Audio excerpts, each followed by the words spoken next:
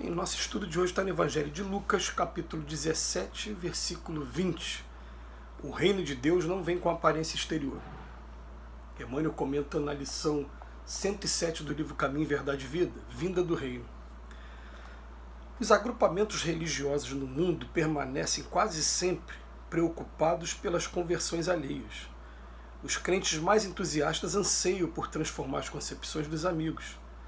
Em vista disso, em toda parte somos defrontados por irmãos aflitos pela dilatação do proselitismo em seus círculos de estudo. Semelhante atividade nem sempre é útil, porquanto em muitas ocasiões pode perturbar elevados projetos em realização. Afirma Jesus que o reino de Deus não vem com aparência exterior. É sempre ruinosa a preocupação por demonstrar pompas e números vaidosamente nos grupos de fé. Expressões transitórias de poder humano não atestam o reino de Deus. A realização divina começará no íntimo das criaturas, constituindo gloriosa luz no templo interno. Não surge a comum apreciação porque a maioria dos homens transitam semi-cegos por intermédio do túnel da carne, sepultando os erros do passado culposo. A carne é digna e venerável, pois o vaso de purificação, recebendo-nos para o resgate preciso.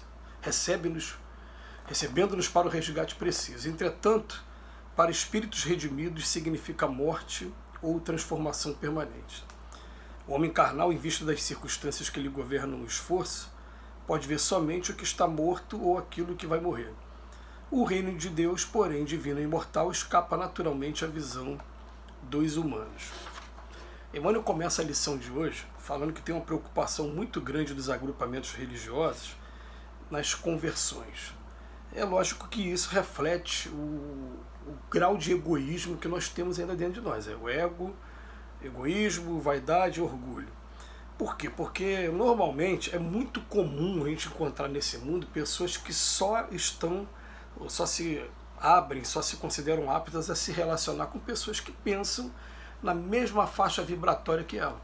Ela não consegue aprender a conviver com os diferentes, ela quer procurar aqueles que têm sintonia com ela, que pensa, tem a mesma visão, dentro das mais variadas áreas aí da vida, mesma visão política, mesma visão social, mesma visão cultural, mesmo gosto pela arte, para poder estar convivendo com essas pessoas.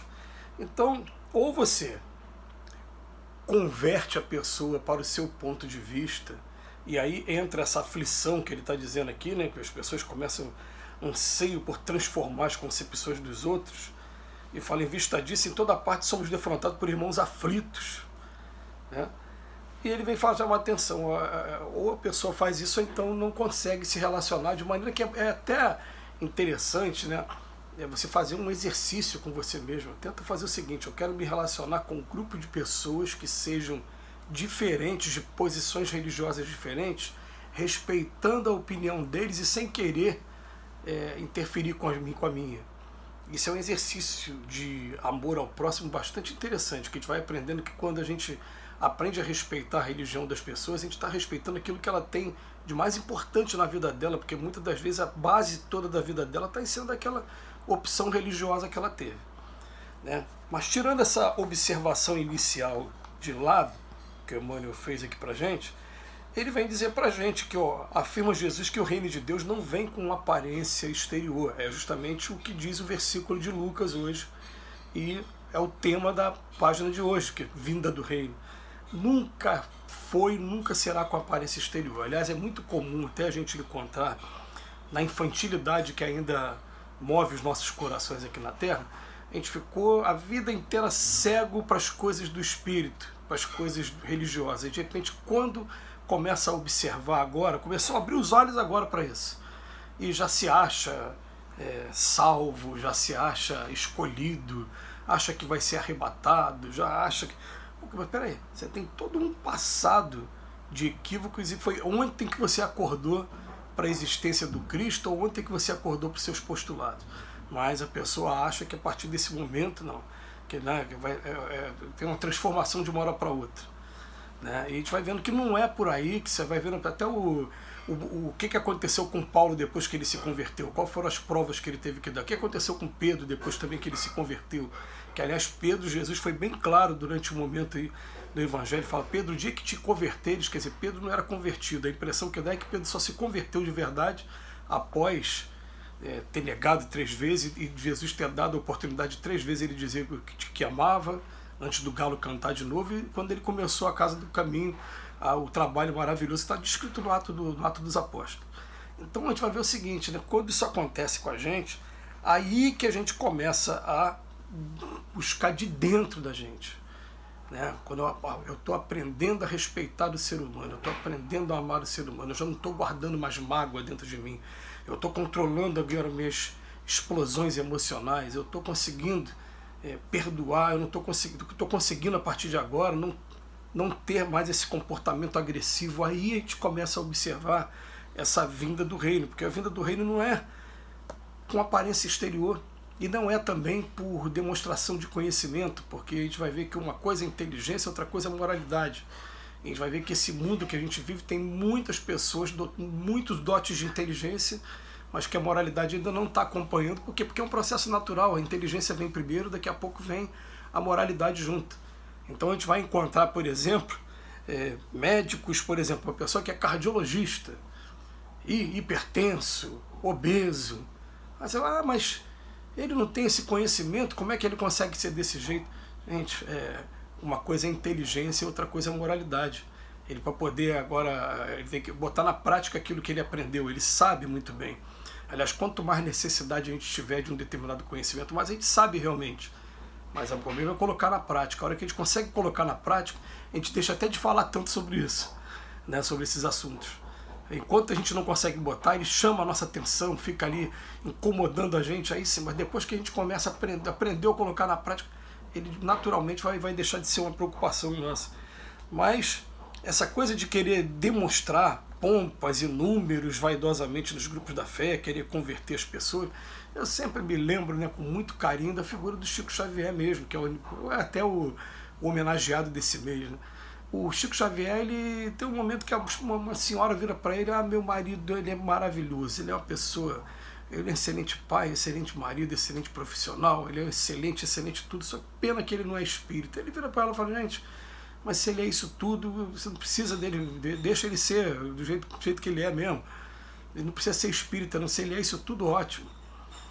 Aí você vai encontrar outras pessoas que não, você vai forçar a barra para que a pessoa seja da sua religião e de repente tem uma pessoa revoltada, contrariada, e uma pessoa que nem cumpre, nem aceita os postulados. Porque uma das frases maravilhosas do Chico é que ele vem dizendo o seguinte, que o espírita que ainda não compreendeu que a sua reforma íntima, a sua renovação interior é o mais importante, ele não aprendeu o que é espiritismo, não entendeu o que é espiritismo, né? E assim também a gente pode falar com relação a alguns cristãos. As pessoas usam um título de cristão exterior. Você é cristão? Sou. Você frequenta que religião? Religião tal.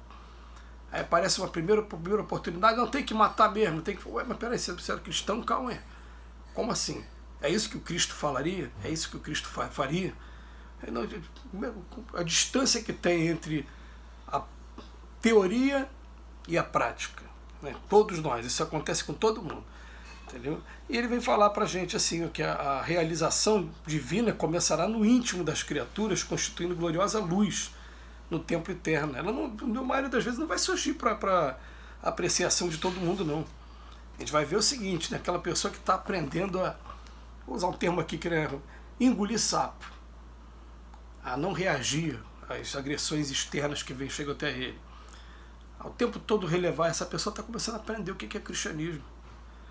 Então ele bota aqui pra gente, a carne é digna e venerável, pois é vaso de purificação, tudo bem. Mas para os espíritos redimidos, a carne ainda significa morte ou transformação permanente, porque a gente vem para cá, para a carne, a gente fica cego aqui, preso nesse corpo e sujeito a essas influências todas que estão por aqui.